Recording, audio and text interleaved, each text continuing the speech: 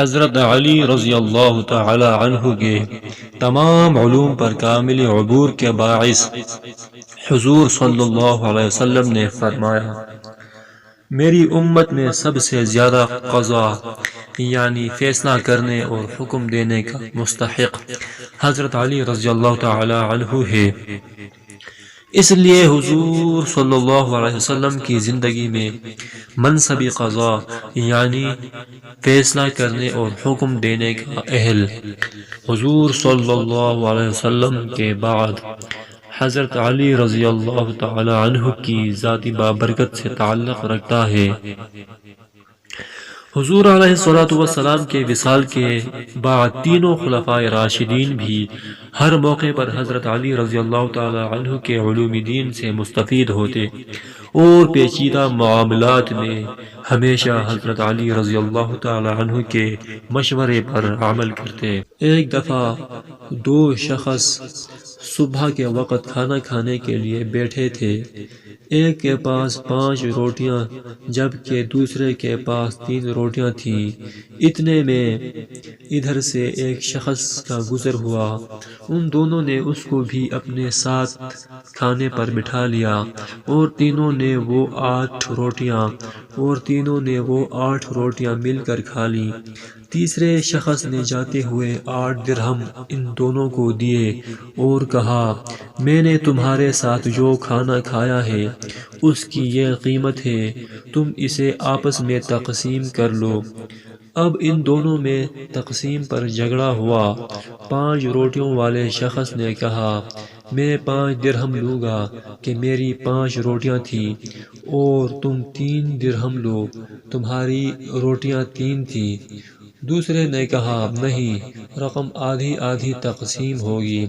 دونوں یہ معاملہ لے کر حضرت علی رضی اللہ تعالی عنہ کی خدمت میں حاضر ہوئے۔ آپ نے مشورہ دیتے ہوئے 3 روٹی والے شخص سے فرمایا، تمہارا ساتھی جو تمہیں دے رہا ہے اسے قبول کر لو، کیونکہ اس کی روٹیاں زیادہ تھیں۔ وہ کہنے لگا، میں تو صرف انصاف والی بات کو قبول کروں گا۔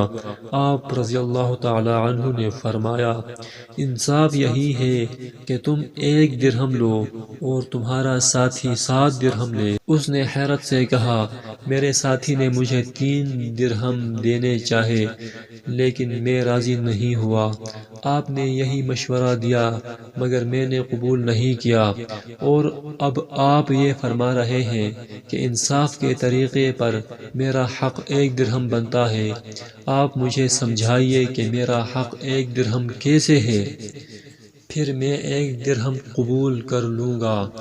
آپ رضی اللہ تعالی عنہ نے فرمایا، 8 روٹیوں کے 24 حصے تم 3 آدمیوں نے کھائے، یہ پتہ نہیں کہ کس نے کم کھایا اور کس نے زیادہ کھایا، اس لیے یہ سمجھ لو کہ سب نے برابر برابر کھایا، یعنی ہر ایک نے 8 حصے کھائے۔ تم نے اپنی 3 روٹیوں کے 9 حصوں میں سے 8 حصے کھا لیے، تمہارا 1 حصہ باقی رہا، اور تمہارے ساتھی نے اپنی 5 روٹیوں کے 15 حصوں میں سے 8 حصے کھائے، اس کے 7 حصے باقی رہے۔